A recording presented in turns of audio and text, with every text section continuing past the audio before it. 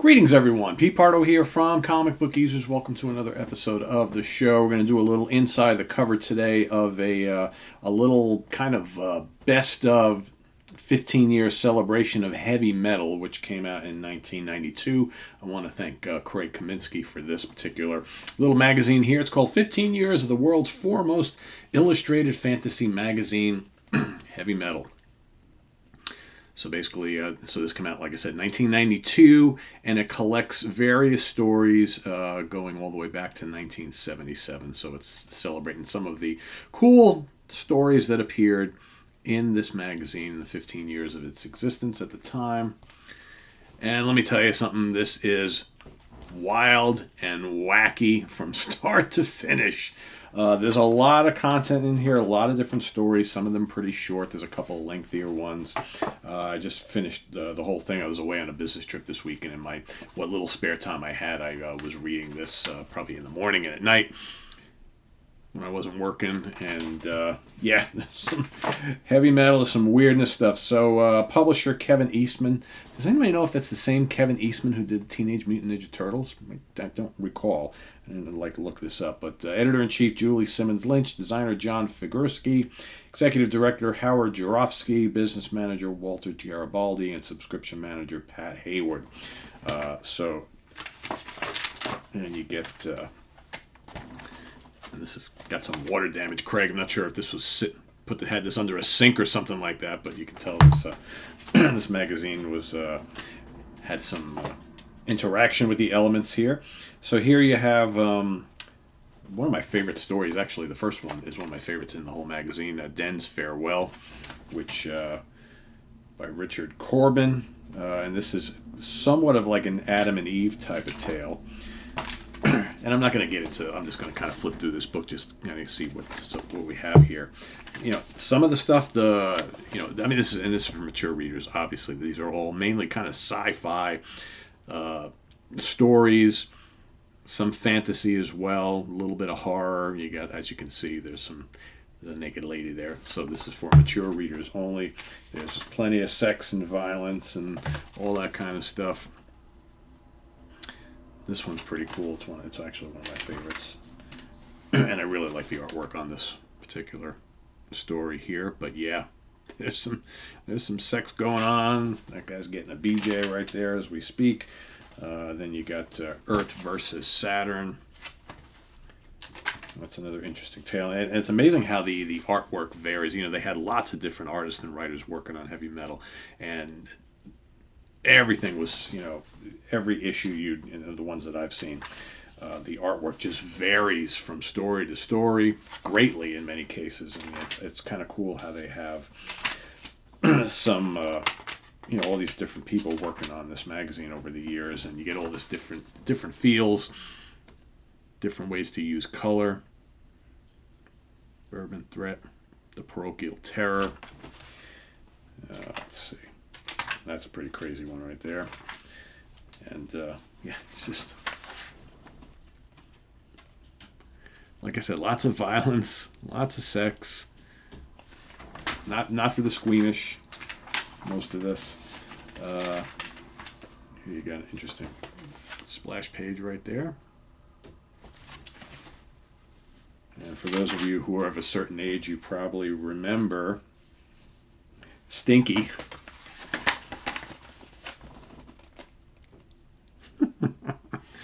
And then you got this interesting, this is one of a longer pieces here called The Comic Artist.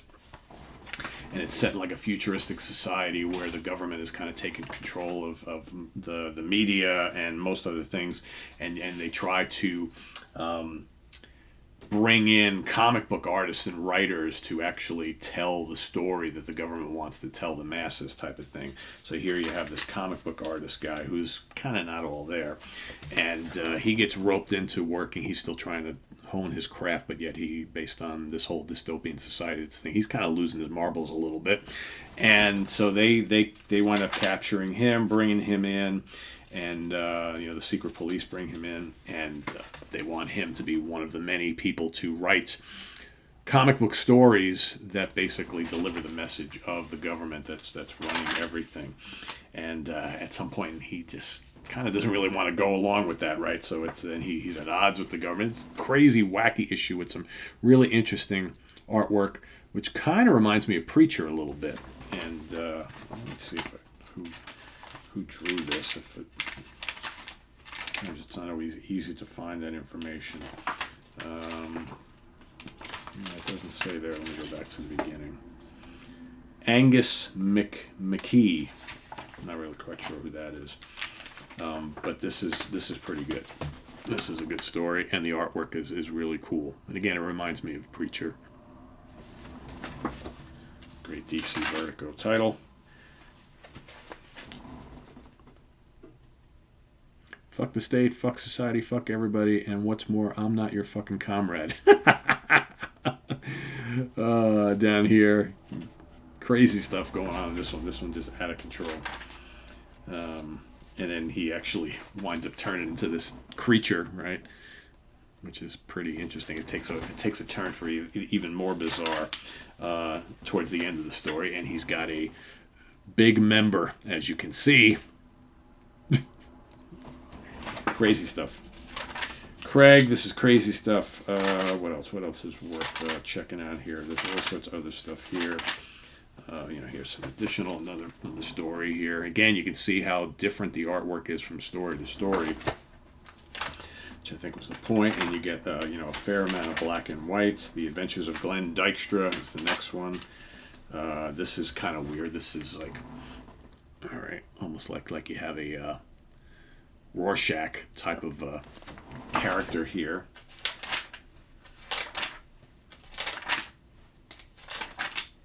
This is kind of interesting. Again, black and white art.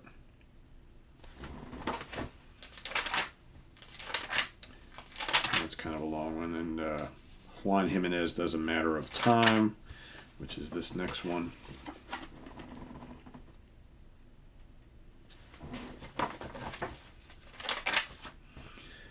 And this one I kind of Un Chance Sur Cent Milli, Hopo de Pojo, and which means one chance in a million.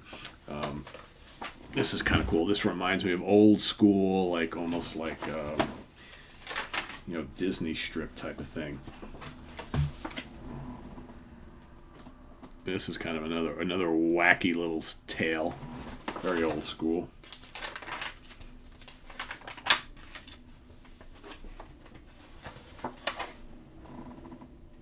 Okay, then you get Double V, Dead Men Wear Toupees, all sorts of wacky stuff. And again, whether this was and there's plenty of adult type stuff going on here, whether this is supposed to be some of the best of heavy metal up to that time in their 15 years, or it's just a random selection of stuff. I mean, some of these stories are not very good, so I'd be curious. I don't think all of this is the best of heavy metal. But as far as like some of the wacky stuff of heavy metal, absolutely. Here's another cool one, Exquisite Corpses. This is just crazy. Again, using animals, cute little cuddly looking animals to tell some crazy ass stories. And again, there's all sorts of violence in this.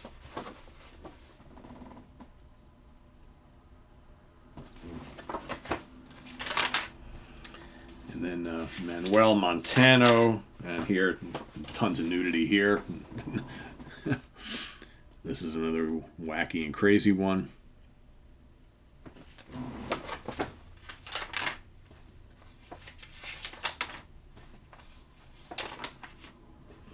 And then Lorna, Mouse Club. Oops, naked boob. Lots of them, actually. So for all you kids watching, turn away from the camera. Turn away from the screen. All right, what else? And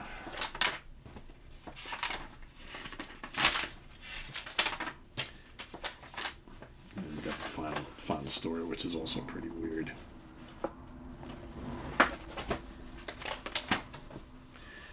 And, actually, there's one more. Children of the Future. This is.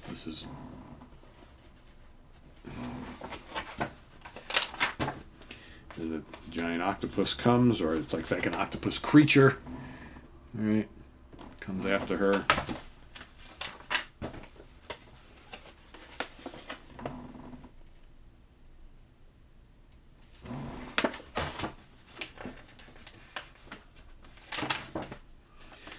And then last but not least, whatever this is called, it's called Monday. These kind of weird little cartoony creatures. The one guy's got a crazy neighbor living next to him. He can't sleep. All right. And that's basically it. And here's some more covers. I always thought the heavy metal covers were really cool. So there you have it. 15 years of the world's foremost illustrated fantasy magazine, Heavy Metal. So like I said, kind of like a little compilation from 1992. There you have it. Thank you, Craig. So thanks for watching, everybody. Please subscribe if you haven't already, and click on that notification bell so you get alert of all of our content as it posts.